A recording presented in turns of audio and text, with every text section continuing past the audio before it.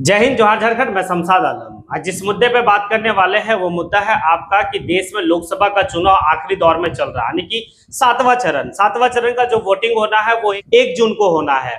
और झारखंड में कौन कौन सा लोकसभा सीट है जहां की 7वें चरण का 1 जून को वोटिंग होना है? तो दुमका है, आपका जो है कि गोड्डा और आपका राजमहल। आज इसके ऊपर विस्तार रूप से बात करेंगे और दुमका के बारे में विस्तार रूप से जानेंगे। आखिर दुमका किस मायने में हॉट सीट झारखंड में बना हुआ है और आखिर जो है कि वहां की लड़ाई किस ओर है, शिबू सोरेन का क्या साख बचा पाएगा या क्या होगा नहीं होगा, ये सारी बात आज इस वीडियो में करेंगे। आप लोग अंत तक बने रहें। चलिए चलते और सारी बात को समझते ये भी कि दुमका लोकसभा सीट का राजनीतिक पृष्ठभूमि क्या कहता है। तो सबसे पहले ये देखेंगे कि दुमका में बीजेपी अपना कैंडिडेट सीता सोरेन, यानी कि बीजेपी इससे पहले जो है कि आपका सुनील सोरेन, जो 2019 में बीजेपी का सैंपल पे सीट निकला होता सुनील सोरेन का, लेकिन सुनील सोरेन को जो है कि टिकट कंफर्म कर दिया गया 2024 में।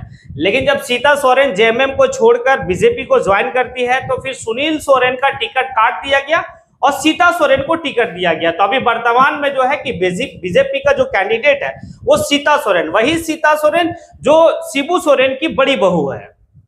और एक तरफ हम कह सकते हैं नलिन सोरेन सिर्फ नाम मात्र का जो है कि जेएमएम का कैंडिडेट है। यहां पर अगर मुख्य लड़ाई कह सकते हैं, एक देवरानी है और एक जेठानी है, यानी कि 2 गोतनी के बीच में है, सीता सोरेन और कल्पना सोरेन। लड़ाई मेन यहां है।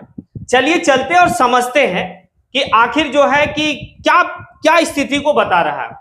तो एक तरफ सीता सोरेन के लिए जो प्रचार की रूपरेखा को देखा जाए तो देश के प्रधानमंत्री, दुनिया की सबसे बड़ी पार्टी का सुप्रीमो दुमका में आते हैं और आने के बाद सीता सोरेन का प्रचार करते हैं।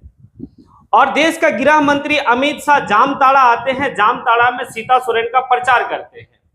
झारखंड का प्रथम मुख्यमंत्री बाबूलाल मरांडी भी जो है कि काफी जो है कि जोरों शोरों से लगे हुए हैं। और आप देखेंगे बीजेपी का अमर बौरी भी जो सीता सोरेन के पक्ष में जबरदस्त तरीके से जो है कि दुमका में कैंपेन करके बैठे हुए चुनाव प्रचार को लेकर चल रहे हैं। लेकिन एक तरफ ये देखेंगे कि जो नलिन सोरेन के पक्ष में जो वोट मतलब प्रचार करने वाले वो कौन कौन है। पहला जो अभी वर्तमान में जेएमएम का जो फायर ब्रिगेड आप नेता कह सकते हैं वो है आपका कल्पना सोरेन। कल्पना सोरेन जो है कि बहुत बेहतर तरीके से अपना जो है कि प्रचार कर रही है नलिन सोरेन के पक्ष में आगे।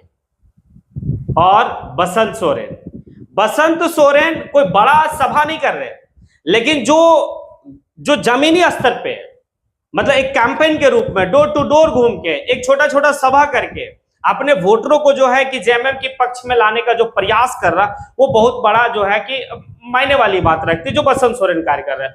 और जो सबसे महत्वपूर्ण बात है दुमका में ये है कि अगर आप स्थिति को देखते हैं तो 40% आदिवासी क्रिश्चियन वहां जो है कि वोटर है, 40%, और 18% मुस्लिम वोटर है, यानी कि टोटल जो है हम कह सकते हैं कि 58% आपका जो है कि इस चीज को जेएमएम कह रहा है कि ये हमारा वोट है। लेकिन ये कुछ हद तक जो है सही है, कुछ हद तक गलत भी है।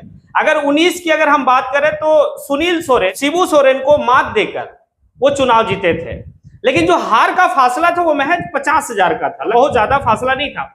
तो बीजेपी भी जो है कि हमेशा जो आदिवासी क्रिश्चियन वोट है वहां पे सेंधमारी करता है और करता आया है। क्यों किया है? क्योंकि बाबूलाल मरांडी जो है कि अपना एक साख बचाने की भी अथक प्रयास वहां पे करते हैं और कई बार जो है बाबूलाल मरांडी शिबू सोरेन को मात भी दिए हैं।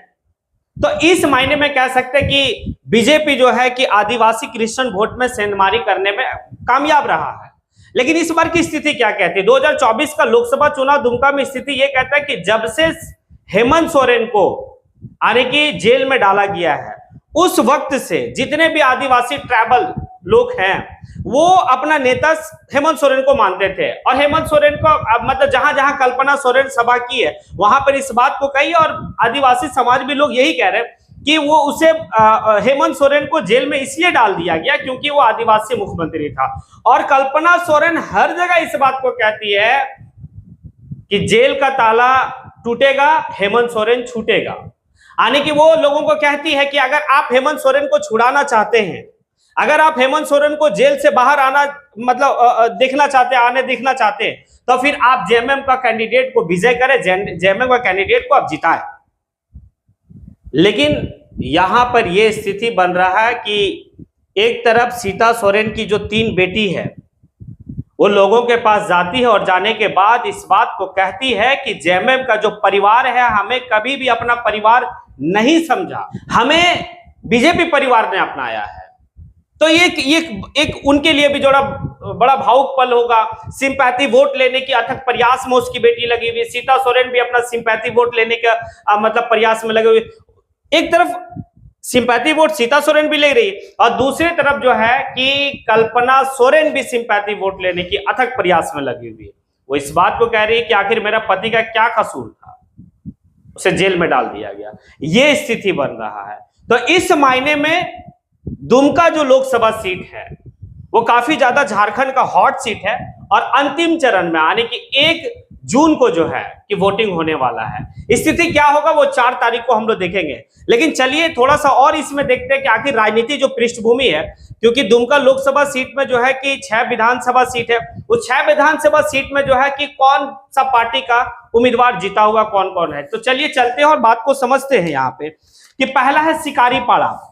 सिकारीपाड़ा जो है वो आपका विधानसभा सीट है जो दुमका लोकसभा में दुमका लोकसभा क्षेत्र में आता है। वहां से नलिन सोरेन, वही नलिन सोरेन जिसे जेएमएम ने अपना लोकसभा का प्रत्याशी बनाया है, वो आने की जेएमएम के खाते में है सिकारीपाड़ा।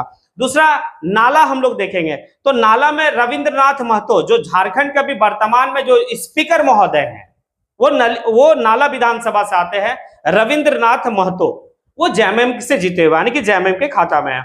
जामताड़ा आखिर कौन नहीं जानता। जामताड़ा को अगर कहा जाए तो जामताड़ा एक स्थिति में जो है साइबर क्राइम को नाम से पूरे दुनिया में फेमस है। और एक तरफ झारखंड की राजनीति में स्थिति को देखें तो भाई इरफान अंसारी को कौन नहीं जानता है। इरफान अंसारी अपनी चुटकी भरी लहजों में लोगों को हंसाना, रणधीर सिंह से हमेशा जो है 1 to 1 करना, तो वो वहां से जीते हैं। यानी कि जामताड़ा से इरफान अंसारी कांग्रेस से जीते हुए हैं, तो ये कांग्रेस का पाला में है। दुमका से बसंत सोरेन जो है कि वहां से जीता हुआ है बसंत सोरेन। फिर आपका आता है जामा। तो जामा में थोड़ा सा कंफ्यूजन दो है। अगर जब तक सीता सोरेन जो है कि बीजेपी में नहीं थी तब तक जो है कि जेएमएम का पाले को हम लोग कह सकते थे कि भाई जामा विधानसभा सीता सोरेन जेएमएम का सैंबल से जीती है तो वो जेएमएम के पास है। लेकिन अभी जो अगर आप ऑफिशियल रूप से देखेंगे तो जामा विधानसभा जो आपका है वो बीजेपी का पाले में देखा जा रहा। सारठ, रणधीर सिंह को कौन नहीं जानता है। रणधीर सिंह बीजेपी का एक फायर ब्रिगेड नेता है, इस बात को कहा जा सकता है। और जो है कि पिछले 2014 में विधानसभा में देखे तो वो कृषि मंत्री रहे थे। 14 में कृषि मंत्री रहे, तो ये उनकी स्थिति बना है बीजेपी का।